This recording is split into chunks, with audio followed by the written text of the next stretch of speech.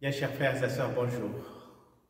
Aujourd'hui, vendredi saint, nous célébrons la passion de notre Seigneur Jésus-Christ, car c'est le jour où le Fils de l'homme, par obéissance à son Père et pour sauver les hommes que nous sommes, a accepté volontiers de mourir pour que chacun de nous ait la vie éternelle. Si nous retournons au début de la création, lorsque le Seigneur avait créé Adam et Ève, il leur avait demandé de ne pas toucher à l'arbre qui était au milieu du jardin, cet arbre qui produit le fruit de la connaissance du bien et du mal. Dieu leur avait dit, le jour où vous en mangerez de ce fruit, sachez bien que vous allez mourir. Le Christ a voulu se servir d'un arbre pour corriger les erreurs du passé. Il devient lui-même le fruit qui va pouvoir venir de cet arbre de la croix, de sorte qu'il soit vraiment le fruit qui nous donne la vie et non le fruit qui nous donne la mort. Par lui, avec lui et en lui, nous arrivons nous aussi à nous libérer du péché d'Adam, à nous libérer de toutes sortes d'esclavages et de tout ce qui nous retient encore dans les ténèbres. Le Christ, Fils de Dieu, sur la croix, il a fondé son Église par le fait qu'il a accepté que de son côté ouvert jaillisse le sang et l'eau, qui sont les symboles du baptême et le symbole de l'Eucharistie. Et là est née l'Église. Cette Église qui est fondée sur la foi en Jésus-Christ, mort et ressuscité d'entre les morts. En ce jour, depuis une tradition ancienne, l'Église ne célèbre pas des messes, car l'unique grand prêtre, l'unique grand prêtre qui offre le sacrifice que Dieu apprécie, que Dieu accepte, c'est le Christ aujourd'hui. L'unique sacrifice, c'est celui de sa croix.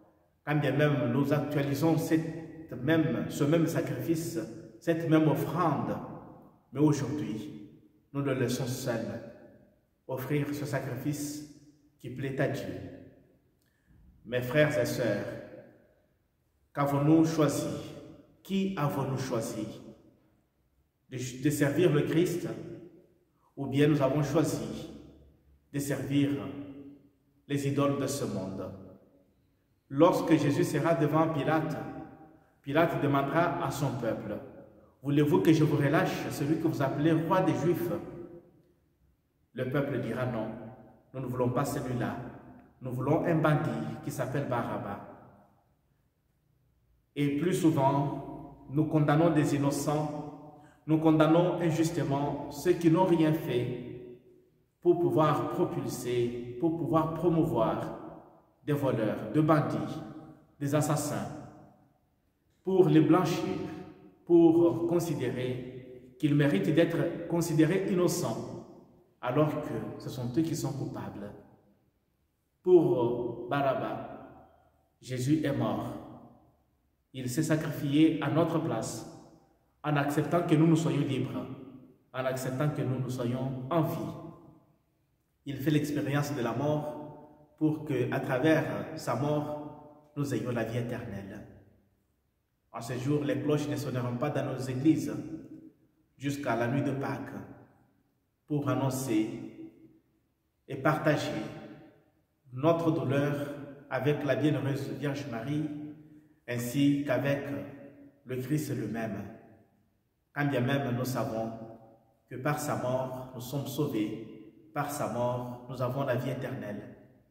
Nous nous confions entre tes mains, Seigneur, afin que le sang que tu as versé sur la croix nous purifie et que tu sois considéré à jamais le fruit de la vie, et qu'en mangeant ton corps et en buvant ton sang, nous puissions continuer à annoncer ta mort et ta résurrection, en attendant que tu reviennes dans ta gloire. Amen. Bien-aimés, nous sommes au vendredi saint. En ce jour, non seulement nous-mêmes, nous sommes en train d'accompagner le Seigneur dans sa douleur, mais en même temps aussi, nous partageons la douleur de la très sainte Vierge Marie. Cette mère douce, cette mère tendre, qui avait accueilli la volonté de notre Dieu lorsque l'ange Gabriel lui avait annoncé la naissance du Fils de Dieu. Quelques jours après, le prêtre Siméon lui avait annoncé que son cœur serait transpercé à cause de ce que subira son fils. La Vierge Marie était aussi dans le chemin de croix.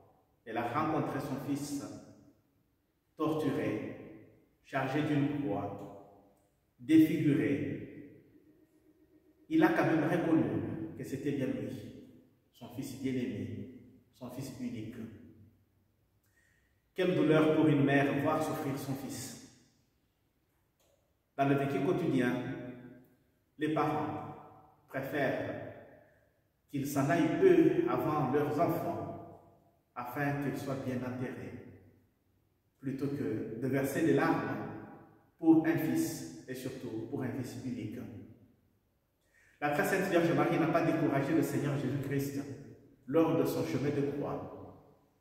Il l'a embrassé et lui a donné du courage. Un peu comme une fois je le disais, en faisant appel à l'histoire de 7 frères du livre de Maccabée, dont la mère disait « Chers enfants, ce n'est pas moi qui vous ai donné votre forme dans mon sein, ce n'est pas moi qui vous ai formé dans mon ventre, c'est les dieux vivants envers qui vous devez garder votre fidélité, qui vous a formé, qui vous a appelé à l'existence. N'hésitez pas à vous laisser brûler, à vous laisser détruire par obéissance pour votre Dieu. » Donc la Vierge Marie obéit aussi à la volonté de notre Dieu, car elle savait bien que dans la mort de son Fils Jésus-Christ, sa maternité allait s'étendre sur toute l'humanité. Elle n'allait plus avoir seulement Jésus comme fils, mais nous tous, nous allions devenir ses enfants.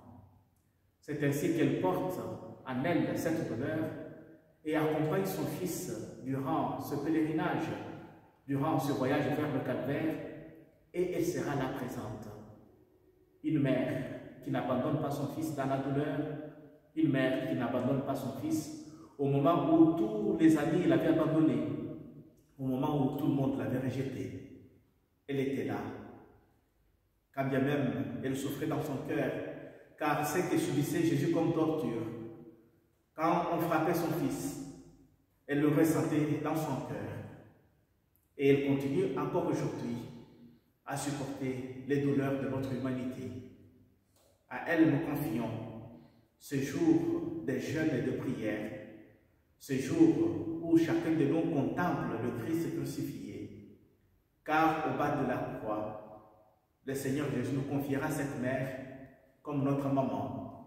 Il dira « Femme, voici ton enfant. » Et à nous, Jésus dira « Prends ta mère, voici ta mère. » Et quand il va nous confier cette mère, c'est pour qu'elle puisse s'occuper de nous, dans nos misères, dans nos malheurs, dans notre souffrance, dans notre tribulation. Sainte Vierge Marie, la Vierge de douleur, toi qui as accompagné ton Fils Jésus-Christ dans sa souffrance, accompagne-nous aussi, et surtout accompagne tous tes enfants qui vivent dans des camps de réfugiés, tous tes enfants qui vivent sous les bombes, tous tes enfants qui vivent dans des prisons injustement. Prie pour eux et confie-les à ton Fils Jésus-Christ, afin que par son sang, il puisse nous sauver pour la gloire de notre Dieu.